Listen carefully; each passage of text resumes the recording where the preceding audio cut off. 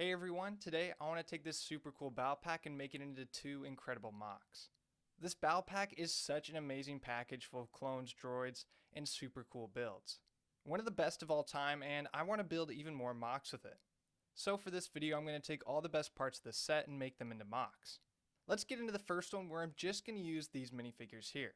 My idea is to take these two clones with their shields and create some kind of bunker that they're defending from all these droids. So let's do that, and the most important part of this build is going to be that bunker. That's going to be the part I need to get right. I already kind of had this nice curve in mind that I wanted to use as the outside, and add some variety to the bunker. I wanted to use these clip pieces here together to create a better curved look and to diversify the entire surface of the bunker. Plus, I don't have that many slopes, so using this alternative method will help me in that area. Well, with that said, let's go ahead and get into this build, and that first thing I need to do is lay foundation so I can build this little bunker on. Now this MOC isn't going to be too big, just a smaller base plate, but that's all I really want. I really like building in this smaller scale with smaller base plates and little MOCs. You'll notice I'm just laying a 6x6 area in the corner of yellow bricks for now, and I kind of just want to see what this is going to look like. I lay on a couple bricks just to see where I'd maybe want the doorway for this thing. Not that there's going to be a whole interior, but there should be at least a doorway showing and present to the exterior. And I think it's going to be on that far side, and then we're going to have that curved edge on the outside. So I kind of fiddled around a little bit, but it actually doesn't fit in there all too differently. I can just put a couple bricks below to kind of block off all that extra gap space. Because of course it doesn't fit perfectly, but once you get a couple plates and tiles in there, it actually fits very snugly, and there's no gaps in between. So with a good idea laid out, I can go ahead and finish up the rest of this bunker and kind of get that nailed down. You'll see it's not going to be too big, so I just use 4 of those arms and connect them together. Then once I have all those together, I can put on some tiles to smooth it out, and then we can put it on and see what this looks like. I duplicated the original arch with the slopes to the other side and placed in that curved piece. And I gotta say, it actually looks really good. It fits in there perfectly, exactly like I wanted. It gives the bunker a lot more depth, and it's just such a more interesting look to have those extra bumps on the outside. I really like the look of it, and so I think we can go ahead and continue on with the rest of this MOC. The rest of the bunker should be fairly simple. It's really just going to be laying down some gray bricks. I'll start with the outside facing the black border because this area I'm just going to leave pretty plain as there's not a whole real reason to add any big details to it. Yes, it's a part of the MOC, but not really. It's just going to be the exterior, so we're going to leave that mostly plain and not put too much thought into it. Continuing around, you'll notice I put in a bunch of dark gray bricks for the door. It's not going to be anything fancy, it's not even going to open. I'm just setting it in there to show where it would be. And even though it's not functional, it's going to be paramount for this build's look. So after I set that in, I built up around it, and we are pretty close to having a done bunker. Again, this isn't a very big build, so it's not too complicated, but I think it's turning out pretty good. Let's go ahead and remove that big piece from the slopes though, as I want to add in some more detailed pieces there. This area is going to be much more impactful to the MOC, so I want to add some more interesting pieces to this section, places where I can maybe add some pipes or extra greebling to them. Don't have a concrete plan yet, but I just know I want something there that I can build on later. With all that set in place, I can put on the top of the door and cap this off with that archway, and it looks great. Of course, all the details aren't in there yet, but for now it's looking really good.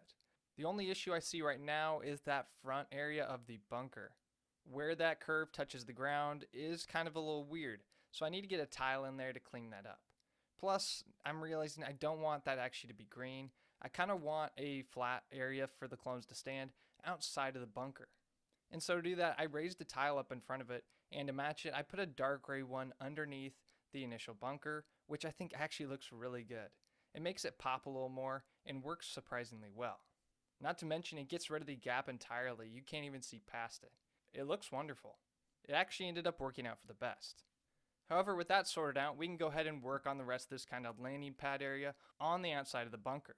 And I started this by doing a bunch of big 6x6 tiles on the outside just to kind of set up where I'll be, and around those is where I'm going to put the detail. That fills in a lot of the space for me, but I do need to fill in the rest with more tiles and bricks and other pieces to add detail to that walkway. As I was doing all of this though, there was one problem I ran into, and that was the piece on the side of the bunker that I included with the stud on the side to add details later actually kind of ended up hurting me. It got in the way of all the tiles I was placing, and so I kind of had to figure out a way around that. I could have just raised the bunker, but I actually found a different solution that I liked a lot more. I just lowered that area in one stud, and I think that's going to actually look better in the end when I go and put a pipe or whatever I put there. So with that sorted out, I can go ahead and work on the rest of the pathway, and I just lay down some yellow bricks for underneath, and then get to laying all those tiles, studs, and all those little extra details in there. When you do this, you kind of have to have a plan of where you're going to put the minifigures, and luckily I do. I want a clone out in front with his shield protecting, and then another one kind of running up just behind him on the side. I think that'll fill the area pretty good. So that's kind of where I planned out my studs and why I placed everything the way I did. Then the rest of it is just a bit of greebling and detailing too. There isn't necessarily a whole lot of reason for all these picks, but it just looks good, so that's what I do. That floor actually looks really good. I know it's kind of dumb to say, but I just love doing this kind of work. It just looks so nice in the end. And it's fairly simple. Achieving that balance between studs and tiles is always super important, and I think this is a pretty good look.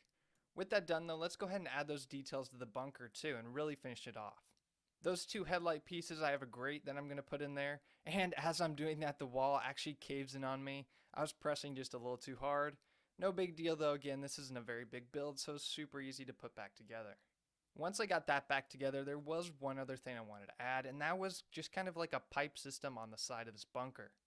I think those always make the builds way more lively, and is something that you should always try to include on a clone base, or any base in general.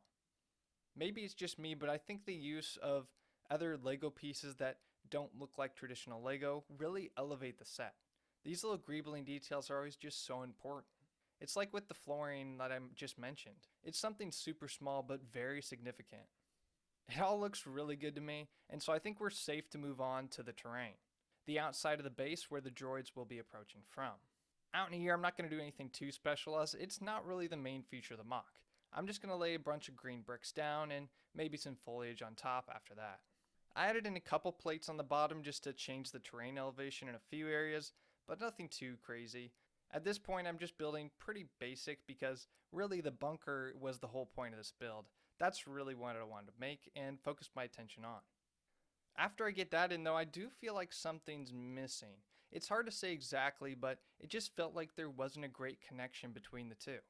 So to change this, I added in a small little railing to the edge of the bunker. I felt like it really connected the two areas and makes it look a lot more complete. Again, it's just one of those small details that changes so much for a MOC. The next and last thing I need to do is place in all these minifigures.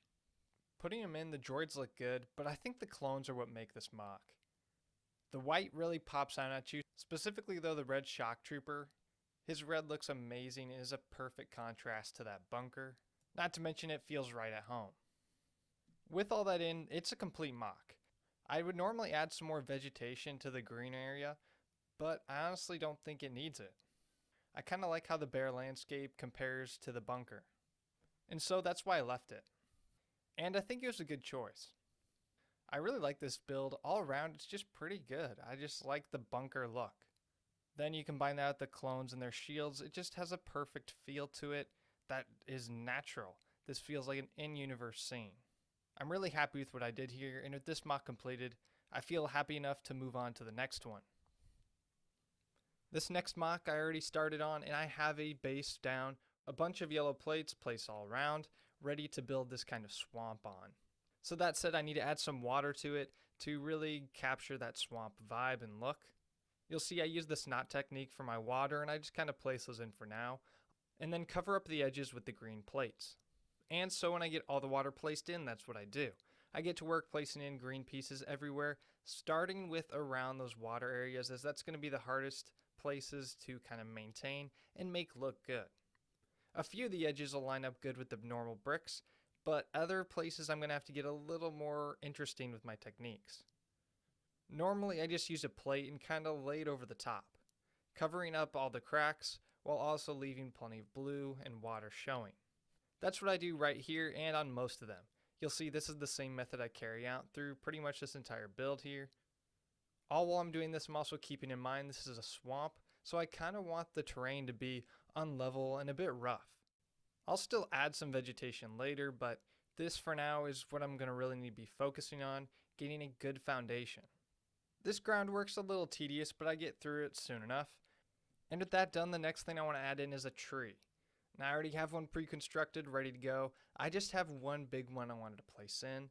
As with the 2 speeders I'm going to add, there's not really going to be any room for any other trees. Now I will admit, that does seem a little weak, but I actually really like this tree, and it's going to fit in great and fill in the space pretty nice. Plus, I think there's going to be plenty of vegetation on the ground to make up for our lack of trees. As you see, that's what I actually start next. I'm using a bunch of plant stems, every leaf piece I have, all that kind of stuff, placing it in randomly, just to give it a very nice overgrown look. I'm going all around this build, just trying to get a good balance. I didn't want to go too overboard with all the vegetation, but I did want plenty, because this is a swamp. It's supposed to be overgrown. However, when I reach that happy medium that I like, it's time to add in those speeders. So I placed them both in, and we have a completed MOC that I think looks really good. One thing that might stick out at you, and that I'm really happy of how it turned out, is the clone speeder. I put it on an angle piece, so it's pointed kind of off to the side. I think it gives it a very lively look, as opposed to just up and down normal. I even tried to tilt the stap speeder forward a little bit, just to make it a little more lively and less uniform. Ultimately though, I think it's a really good look. These two look like they're in a chase, and that's exactly what I wanted. It's a terrific look, and altogether I think the swamp theme came through pretty well too. But it would have been hard to fit too many other details in there without kind of overcrowding the MOC with all those speeders and blocking off your view of them. So for that reason, I think it's still pretty adequate of what we did here. So we've reached the end here, and we have 2 completed MOCs that I think look wonderful. Both turned out exactly like I hoped for. The bunker looks terrific and has the clones holding on for that defense, and then the speeder chase feels like it's actually in motion and there's a chase going on. That's exactly what I wanted from both these builds. When I had the idea for them, those are the main things I wanted to capture, and I think I did that well.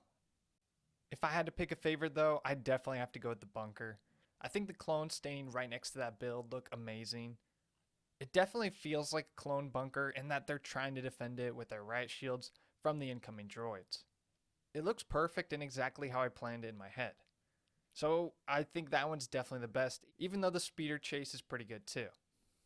And you know, it's kind of interesting because both these builds ended up kind of looking like they could go together.